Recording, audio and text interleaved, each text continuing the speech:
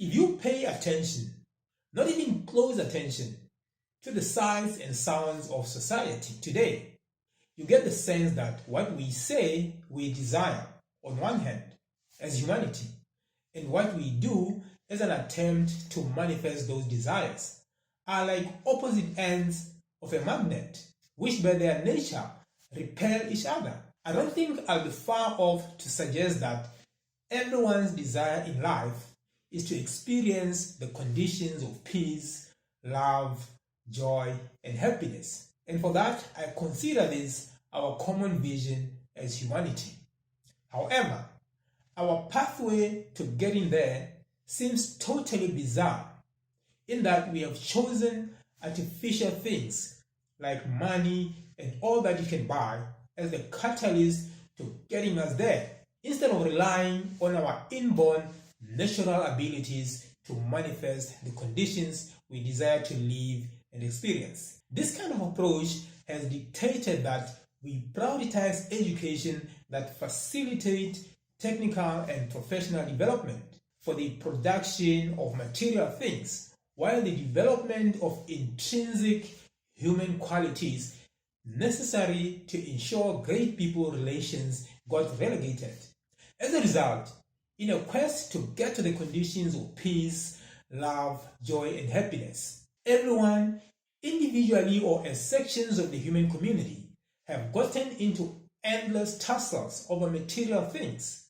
And ultimately, humanity's social settings got dominated by the desire for wealth and as well the control of wealth generating means. So this further clouded our common vision of peace, love, joy, and happiness.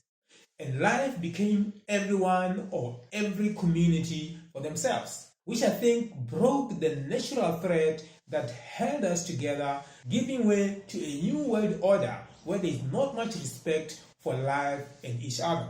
Surely, the choice by humans to prefer a life that prioritizes the acquisition for material things and consider that the highermost measure for real success contributed immensely to eroding the value and respect needed to be reserved for the priceless gift of life.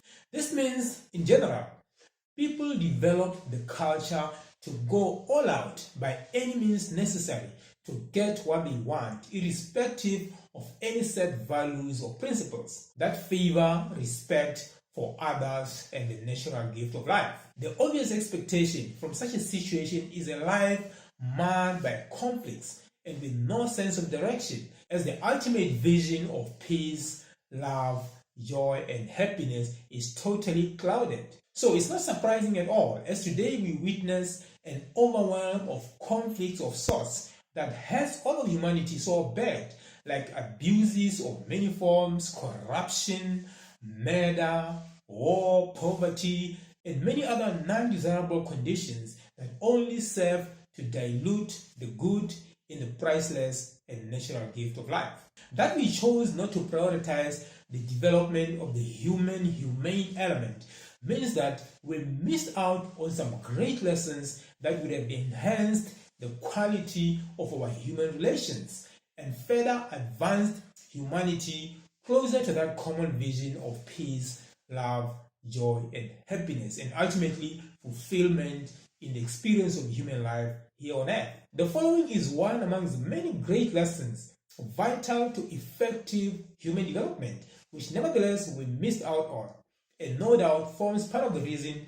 why we are where we are at now. In his best-selling book, The 7 Habits of Highly Effective People, human development author and educator Stephen R. Covey presents two major phases that marks the effective development of an individual, termed private victory and public victory, and both phases interlinked by 3 critical personal development and growth stages, namely in order of ascendance, dependence, independence, and interdependence.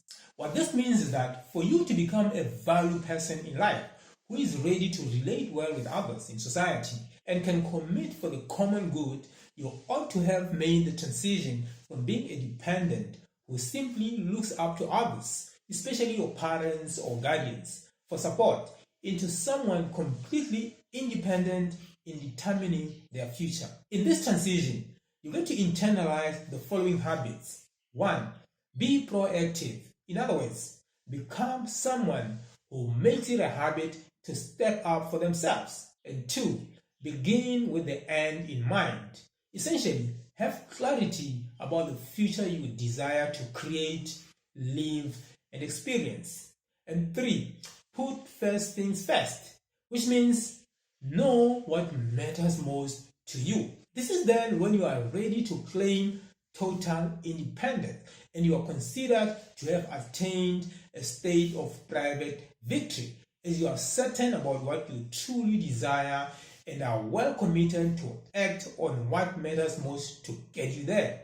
I doubt if there is anyone who remembers going through this kind of a learning process throughout their entire educational path within organized national educational systems. Now, to complete the next developmental phase termed public victory, which I think is very critical to building stable and harmonious communities, and also marks your graduation to becoming a key support pillar to human life.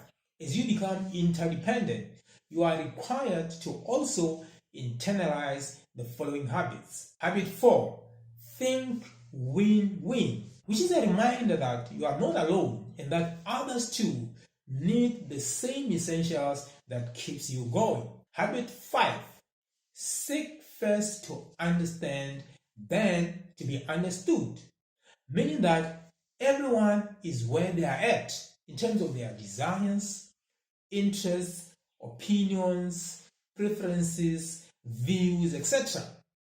And so things are not always going to go your way, and it's natural. And habit 6, synergize, as in let's team up and create the momentum we need to get closer to our shared vision of peace, love, joy, and happiness. And most importantly, don't you worry about what you may lack, because your weaknesses will be made irrelevant by my strengths, while my weaknesses will be made irrelevant by your strengths. This great insight from Stephen Covey is just one of many absentee lessons so relevant to human development and a great life experience for anyone, but are so conspicuously missing from national educational programs. You'll be lucky if at any point of your educational pathway there was any high-level course on personal development and growth taken with much vigor like all the others on technical and professional development. It certainly does seem like humanity completely missed the turn to a great life we all desire to experience here on earth. However, if you are now wondering whether it's all gone with the wind or there's still a way to salvage something out of it, the answer is a resounding yes, there's always a way. All you got to do is embrace the learning process and make it your daily bread. Begin with such words as these, popularized by one of my greatest teachers, Dr. Wayne Dyer, which goes thus: change the way you look at things, and the things you look at will change. In other words, whatever views, opinions, habits, practices, etc. you have held for so long but never delivered for you, now is the time to try something different you haven't done before. My recommendation to you is to jump into the path of advanced personal development and discover many ways you have not known before of how you can bring a sense of order, organization, and a great level of effective living with a fulfilling, memorable life experience. You'll never again think that the causes to your challenges, problems, troubles, etc. are insurmountable, and neither do they come from other people who you must hate and do something bad to. As the wise from yesteryear have observed, it's never too late to learn something new. And I totally agree. And hopefully you too. It certainly is not over until you are over in this life. You can change anytime how you are set in life and begin to experience each moment of your day in a positive and greatly inspired way. If you agree and want to learn more, then let's make this journey together and reach far.